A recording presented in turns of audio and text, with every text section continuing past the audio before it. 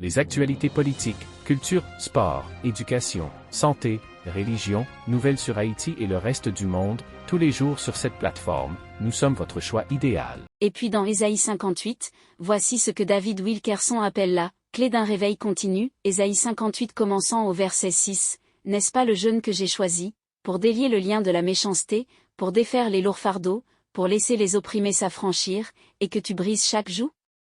Hier soir, au mieux de nos capacités, nous avons cherché à faire cela et je crois que beaucoup de jougs ont été brisés et que beaucoup d'opprimés ont été libérés. C'est ce que Dieu veut que l'Église fasse et puis il continue, n'est-ce pas, pour partager votre pain avec ceux qui ont faim, et que vous amenez chez vous les pauvres qui sont chassés, quand vous voyez les nus, que tu le couvres, et ne pas te cacher de ta propre chair? Je pense que ça s'applique aux États-Unis. Je suis citoyen américain par choix, j'ai choisi de prendre la citoyenneté américaine, et je suis reconnaissant pour tous les privilèges qu'elle m'apporte, mais je veux te demander, qui sont ta chair? Quand Dieu parle à Israël, de qui parle-t-il?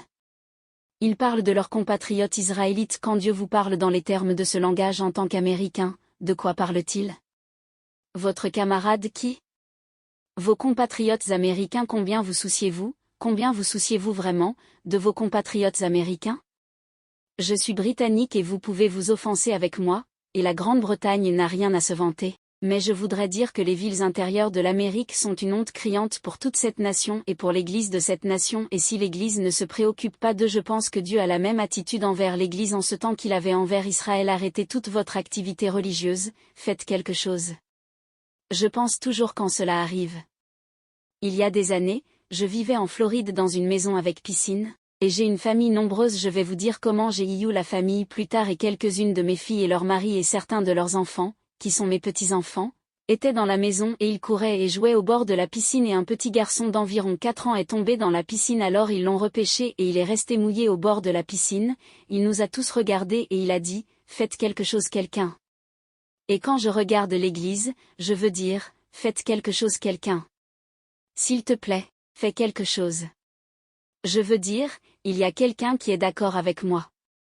Regardons donc ceci, ce que David Wilkerson appelle la clé de la poursuite du réveil, Isaïe 58 verset 6, n'est-ce pas le jeûne que j'ai choisi, lâcher les liens de la méchanceté, pour défaire les lourds fardeaux, pour laisser les opprimés se libérer, et que tu brises chaque joug? Je crois que c'est ce que nous faisions hier soir dans notre service de délivrance. Ce n'était pas très digne, mais je crois que c'était ce que Dieu voulait. Je ne suis pas sûr que Dieu soit très impressionné par la dignité religieuse, surtout si elle dissimule des problèmes et des péchés secrets. Maintenant, qu'est-ce que c'est que Dieu demande? N'est-ce pas de partager ton pain avec les affamés, et que tu amènes dans ta maison les pauvres qui sont chassés? Comment les appelle-t-on aujourd'hui? Les sans-abri, n'ont-ils pas raison? Combien d'entre vous font cela? Quand tu vois le nu, que tu le couvres, et ne te caches pas de ta propre chair? Vos propres compatriotes américains. Alors votre lumière éclatera comme le matin, votre guérison jaillira rapidement. Vous est-il déjà venu à l'esprit qu'il existe une clé pour guérir? Parfois, nous devons faire quelque chose pour libérer la guérison de Dieu. Dieu dit, si tu fais ce que je te demande, je libérerai ma guérison, elle viendra rapidement, ta justice ira devant toi, la gloire du Seigneur sera ton arrière-garde. Alors tu appelleras, et le Seigneur répondra, tu pleureras, et il dira, me voici. En d'autres termes, Dieu garantit la prière exaucée sur la base de notre action, ce qu'il exige. Et puis dans Ézéchiel chapitre 16, et c'est vraiment l'une des déclarations les plus remarquables dans la Bible parce que c'est une déclaration sur le péché de Sodome, et si vous ou moi en tant que lettrés de la Bible devions être demandés quel était le péché principal de Sodome, nous répondrions à l'homosexualité. Il est remarquable que lorsque le Seigneur énumère les péchés de Sodome, il ne mentionne pas l'homosexualité. Nous regardons dans Ézéchiel 16 verset 49, ces paroles s'adressent à Jérusalem et le Seigneur appelle Sodome une sœur de Jérusalem. Ézéchiel 16, 49, regardez, c'était l'iniquité de votre sœur Sodome, elle et sa fille avaient de l'orgueil, de la plénitude de nourriture, et de l'abondance d'oisiveté. Elle n'a pas non plus fortifié la main des pauvres et des nécessiteux. Il n'est pas fait mention de l'homosexualité, n'est-ce pas remarquable? C'est très, tout à fait comme la culture américaine contemporaine. Ai-je raison?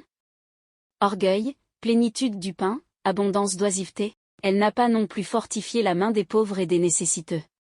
Maintenant, je vous suggérerais, et c'est une déduction, que ce genre de culture produira toujours de l'homosexualité et je crois que c'est ce genre de culture aux États-Unis qui est la cause profonde de la formidable recrudescence de l'homosexualité. Ce genre de style de vie produira de l'homosexualité mais l'homosexualité n'est pas le péché racine, c'est le fruit du péché. Le péché racine est abondance de nourriture et d'oisiveté, et ne pas prendre soin des pauvres et des nécessiteux. Les conditions à Sodome qui ont produit l'homosexualité, exactement les mêmes conditions sont en train de produire l'homosexualité dans l'Amérique contemporaine. S'il vous plaît comprendre, je ne justifie pas l'homosexualité, c'est un péché terrible, horrible, mais sa cause profonde est une sorte d'égoïste, l'auto-indulgence qui est, pour dire la vérité, caractéristique de l'Amérique contemporaine. Ai-je raison?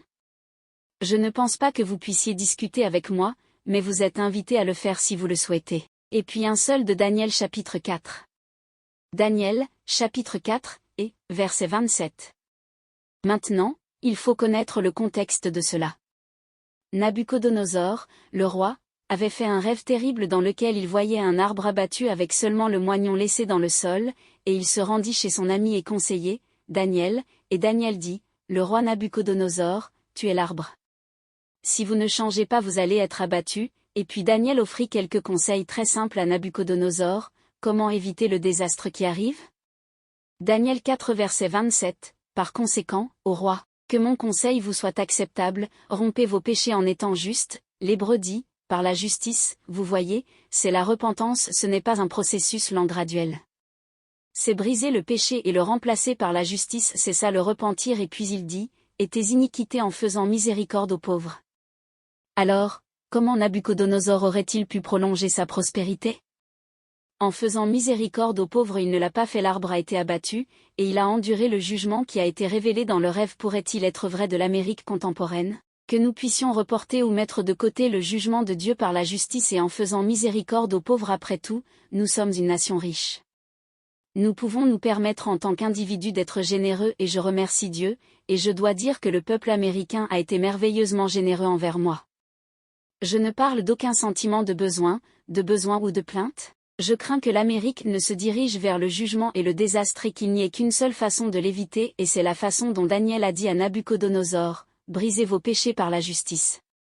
Un changement complet du péché à la justice, du noir à la lumière et en faisant preuve de miséricorde envers les pauvres. Vous est-il déjà venu à l'esprit que cela pourrait être ainsi que nous pourrions éviter ou reporter le jugement de Dieu sur les États-Unis?